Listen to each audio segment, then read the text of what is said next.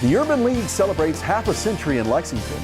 Summer is here at the Arboretum and a new accessible boating feature at Jacobson Park. This and more up next on this week's edition of Lexington Now.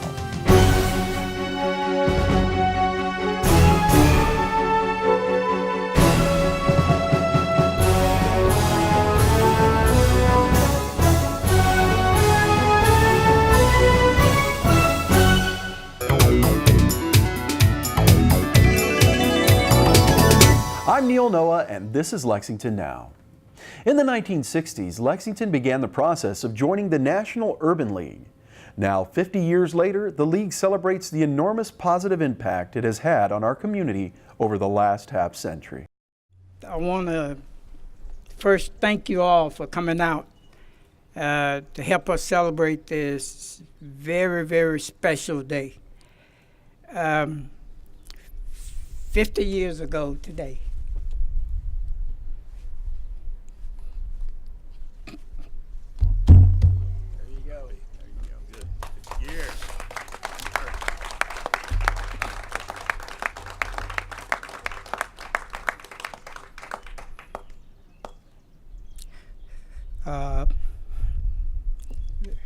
the National Urban League Board in session in Indianapolis voted and certified us as the 90th Urban League to join the movement.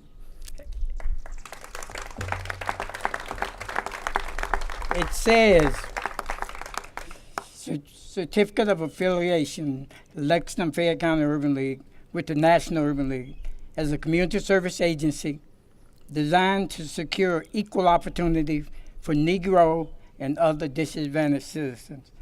May 17, 1968. The backstory to what brought us to that date is really important. Let's talk a little bit about that. Starting in about 1963, this community started making it known that it was desirous of having Urban League affiliate. A letter was sent to the National Urban League making that known. National Urban League and this community started working together to make it happen. Over a 5-year period, a group of concerned citizens led by people like Harry Sykes, President Oswald of University of Kentucky, Fred Watts of the Herald Leader. I don't know if it was the Herald Leader then, but I think it was. But and other concerned citizens said, we're going to make it happen. They very meticulously and very diligently worked over that 5-year period, doing everything that was necessary and required by National to establish an affiliate, dotting every I, crossing every T, and raising $25,000, which was a requirement by the National Urban League to open.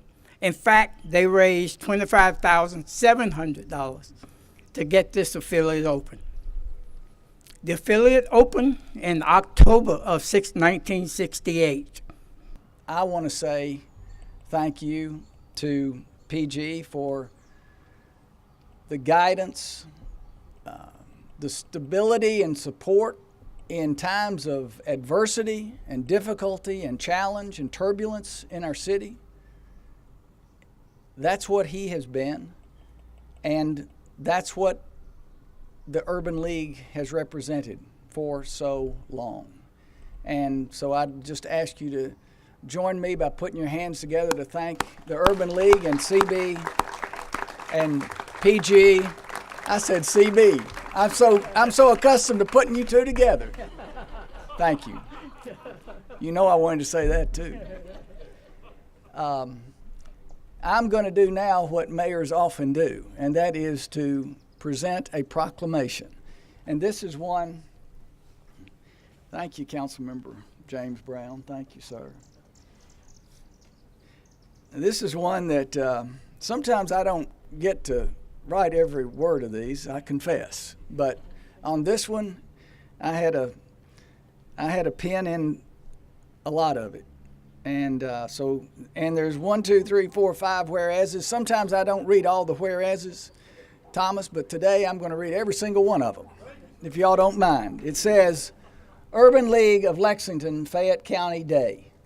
And it reads, whereas the Urban League of Lexington, Fayette County was founded in 1968 to assist African Americans and disadvantaged citizens in the achievement of social and economic equality.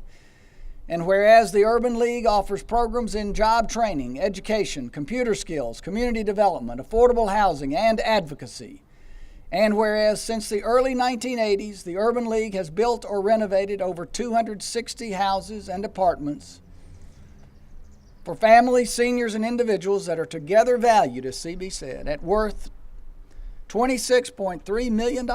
And whereas the Urban League's youth and educational services goal is to develop fully prepared, engaged, and empowered young people with the cognitive and social skills needed to compete and succeed in the 21st century.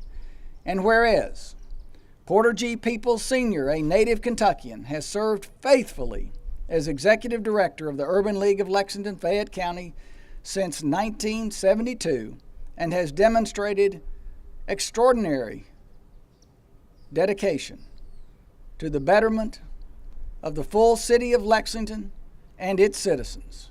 Now, therefore, I, Jim Gray, as mayor of Lexington, do hereby declare May 17, 2018 as Urban League of Lexington, Fayette County Day in Lexington. Thank you. Thank you very much. When I hear 50 years, there's a few things that come to mind. One of them is stability, another one's strong leadership, and another one's flexibility. Because our community has changed in the last 50 years. And I think what PG, Mr. Norman, Anissa have provided for this organization is the flexibility to change as our needs change. In just a few days, the city, Vice Mayor Kay is going to announce a new task force that's looking and focused on gentrification in neighborhoods in transition. And I'm looking forward to digging in and doing this work, but I'm really looking forward to working with the Urban League because they have been in these communities, in these neighborhoods that we're talking about for 50 years. Doing the work, being in the trenches, and being a voice for the underrepresented. So I'm excited about that, looking forward to it. And if I had a drink or a bottle of water, I would I would lift it up and say, this is the 50 years, the past 50 years, and this is to another 50 years. Thank you.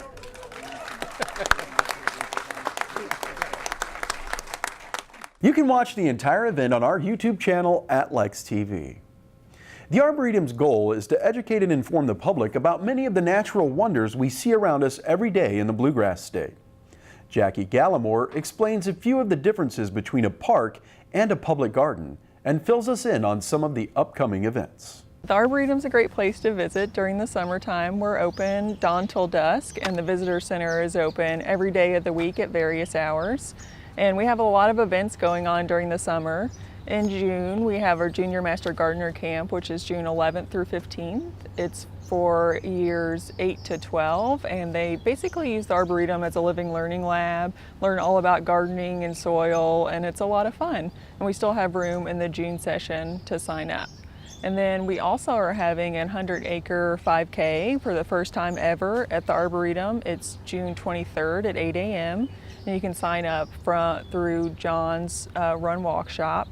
And that's going to be really fun. It's a 5K around alumni and through the Arboretum, and then there's going to be a children's 1 mile as well. And all of those proceeds go to benefit the Kentucky Children's Garden.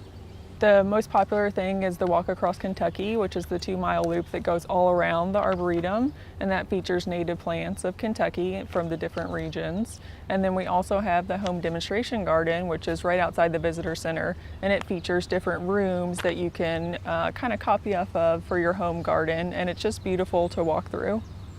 And then we also have the Kentucky Children's Garden, which is open in the summer Wednesday through Sunday.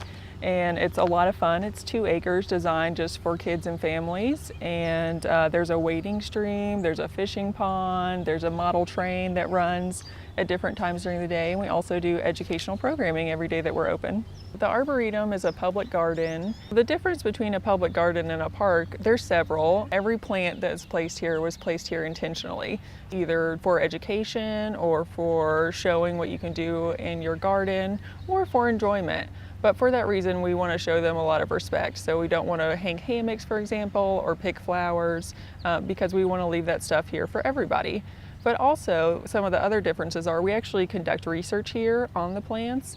And for example, the Walk Across Kentucky, all of the trees have actually been wild collected. So a person, our curator, actually went out to different places in Kentucky, brought back seed or saplings, grew them for several years, and then planted them to conserve biodiversity. A park is purely for recreation, while a public garden also does research and does educational programs. While we do encourage recreation here, and that's great that people are out here and enjoying it and maybe getting some sort of like peace out of it, the Arboretum's mission is education and research.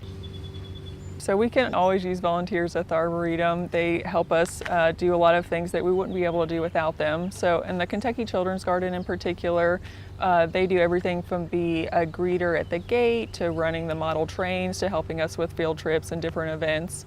And then we also have volunteers that help us on the grounds. So in the home demonstration garden, you can adopt a plot in the rose garden, or you can help work with our Walk Across Kentucky crew. Every Thursday they meet in the morning to help maintain the Walk Across Kentucky. So it kind of depends on what type of volunteering you're looking for, whether it be like working with plants or working with people or working with children, but there's all kinds of opportunities. When we come back, a new accessible boating feature has been installed at Jacobson Park just in time for summer.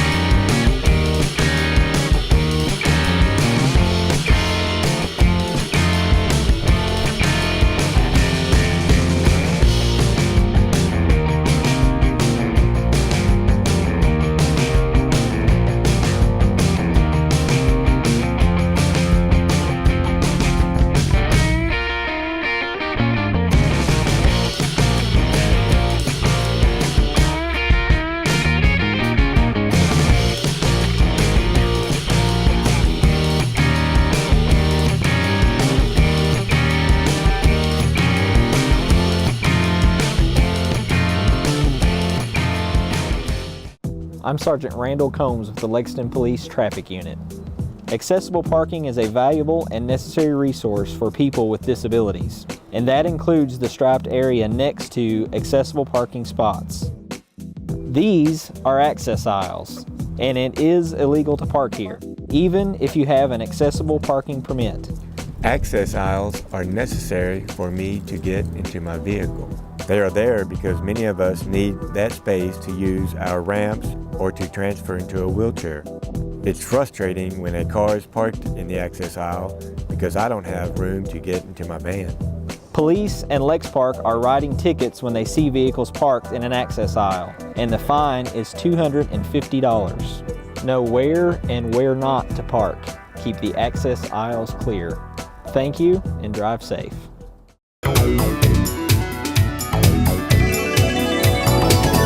Welcome back to the show. A part of Lexington Parks and Recreation's mission is to make parks accessible to as many people as possible. And a new boat launch at Jacobson Park does just that. Good afternoon. My name's Anessa Snowden, and I am the Recreation Manager Senior for Lexington Parks and Recreation. I oversee therapeutic recreation programs for the city. Today we are at the beautiful Jacobson Park, and behind us is the beautiful brand new canoe and kayak launch that we installed just this April. This device will actually allow individuals that have mobility impairments the opportunity to enjoy canoeing and kayaking here at Jacobson Park. So now families, individuals with disabilities can come out, they can wheel onto the platform, transfer themselves onto the bench, lower themselves into their canoe or kayak, and use the guide rails to lower their canoe or kayak into the water. When they're ready to disembark, they would just come back to the dock. They would pull themselves up with the handrails, and they would then transfer themselves back onto the bench and then into their wheelchair. Our goal is to provide more opportunities for individuals with and without disabilities to enjoy recreation opportunities together. We're trying to create an inclusive environment, something that's barrier-free and more accessible so that people will be able to enjoy new leisure opportunities if that's their goal, or to try new things, or just to simply enjoy something that they've always wanted to do. If you would like to participate in the canoe or kayak launch, you do have to bring your own canoe or kayak at this point. We are looking into opportunities to actually rent canoes and kayaks, but we just haven't gotten there yet. And if you need more information on this, or if you would like for us to meet you out here to show you how to use the system, my phone number is 859-288-2928. In May, we will be adding an accessible paddle boat to our fleet of paddle boats, and that will allow a manual wheelchair to be wheeled onto the paddle boat platform, to be ratcheted down or strapped in, and then the individual can then control the paddle boat with remote control, and a person can sit beside them in the paddle boat so they can either help steer, or the person can go alone and enjoy time out on the lake by themselves, or you can do it with a family member. You can learn more on the city's parks page at lexingtonky.gov. The PGA Girls Junior Championship is coming to Lexington this summer, and you can help make the event a success. Justin Mullenix, course pro at Kearney Hill, fills us in. Kearney Hill opened back in 1989. We've hosted many large events, everything from USGA national events, men's and women's pub links, to the senior tour when this place first opened. And now we're privileged to host the 2018 Girls Junior PGA Championship this year. The golf course is in excellent condition. We got a lot of projects going on. We just finished the construction of our retaining wall out there on the lake on 16 and got some fresh sod laid, and everything's starting to come together for the spring. And like I said, we're just really excited about hosting the 2018 Girls Junior PGA Championship. Yeah, we got 144 girls from all over the United States, plus 5 other countries that'll be qualifying, and qualifying starts this week. So they'll be coming in here July 7th through the 12th. First 2 days are practice rounds. And then the 9th to the 12th will obviously be the championship. And those girls will be qualifying in every single state. And then, like I said, those 5 countries. And we'll know by June 20th or so, the full field with their names, and be ready to go and welcome them to the city of Lexington. We have hosted the PGA Junior Series event for probably almost 20 years. And that tour went away, and the PGA decided that they were going to offer a national event for boys and girls and do away with the tour. And through our relationship that we've built with the PGA and hosting the Senior Tour and the PGA Junior Series over the last 20 years, they wanted to keep it at some venues that they had used in the past, and we were lucky enough to be selected to host the girls this year. We need a lot of volunteers, and we have 4 different options for volunteers. You know, we're not asking for people to come out and sell merchandise. These are very interactive volunteer positions. The biggest one we need are walking scores. Those walking scores will have a tablet or an iPad that they'll go out on the course with, and they'll keep score for the girls. And that'll be relayed back to the golf channel on the scroll there on the bottom line 24/7. Also online, plus all the live scoring that we'll have around the building. We also need marshals for the event, marshals ball spotters that'll be on just about every hole.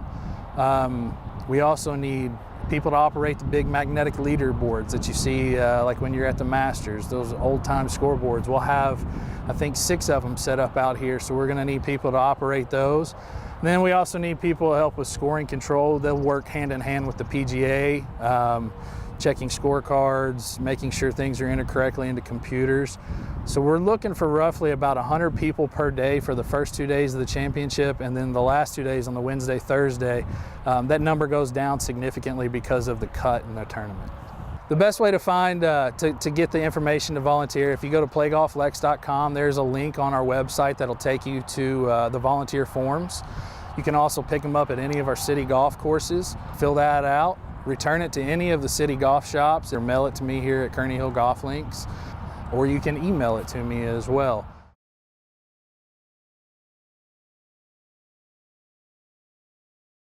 The registration deadline is June 8th. The championship isn't the only golf available to young players. A unique after-school program at Deep Springs Elementary is designed to engage students, both mentally and physically, by introducing them to the game of golf. It is an after-school golf program that we started 2 years ago. We decided to just invest in our kids in a unique way. A lot of our students, being a Title I school, have not really had the opportunity when it comes to sports to experience something like golf. And we wanted to make sure that they were getting to experience something that was a little different, that got them out of the house, that worked on some teamwork skills, that worked on just etiquette, and that concentration piece, but then also having fun and getting outside. And so that was a big part of just us thinking like golf would be a great opportunity. Me and then also Mr. Tyson, our PE teacher, kind of started off with just 11 kids last year. He was really responsible for helping get the golf sets then from the Kiwanis Club, and then it went so well last year, kids were having a great time, that when we redid it this year, now we have 24 kids that are doing the program. We really felt as though just being teachers, especially with our demographic of students, sometimes they're looking for a little bit more than a teacher. They're looking for a mentor. They're looking for someone who's going to invest in them outside of the classroom and really spend one-on-one quality time. And golf really allows you to do that because it's a lot of individual instruction, spending time working with a student on a specific skill, and getting to see the joy and reward when they finally do make contact, because it's not easy. So when they finally do make contact, and so that's just the best. And they feel that. I think the kids notice that. Notice that you're investing in them and trying to do something fun that's outside the norm. A lot of them, the first time that we went last year to a driving range at Manowar, they had never seen pressed grass before, some of them. So it was a unique experience just in that it was just, what is this? And so we got to talk about that and experience that. So that was a lot of fun for them as well. Really just started out just within our school. Curtis in the Parks Department, Curtis Mitchell, he had actually been our golf pro last year when we went to Manowar, and then we kind of partnered with him this year as his role has expanded into the Parks Department itself, and then City Council heard about what we're doing. And the community really has just come alive with it, with just donations. Athens Golf Complex, which is a driving range out Richmond Road, they have donated their facility twice for us to go and hit for free. They gave the kids free golf balls. Like, it just really blew up into what started as our school. Now the Parks Department and Curtis has also thought about maybe how can we get this into other schools and just make this opportunity not just about Deep Springs, but about more kids in the Lexington community. Well, the goal is to provide Lexington with an outlet for juniors of all ages, skill levels, to be introduced to the game and to develop their game using a variety of tools. And we plan on creating some pretty cool programming for them and for the future. And we already have programming set up right now that they can join in and have some fun and get to know the game a little better. But the future is bright for golf as long as we can get the youth involved.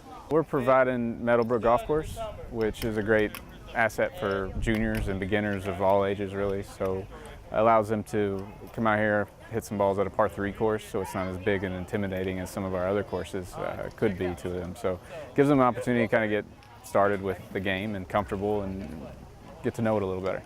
It's just a great way to get kids involved. There's some kids that might not be, into the traditional sport of basketball or, really extra athletic. So I think golf's a perfect choice. We had one girl say that it helps her focus, and that's what golf does. So it can help them just in their physical activity, but as well as just in their academics. It just helps them focus and teaches them that practice, so that they have to really concentrate on things, and they can take that skill throughout life. So I think it's a great program.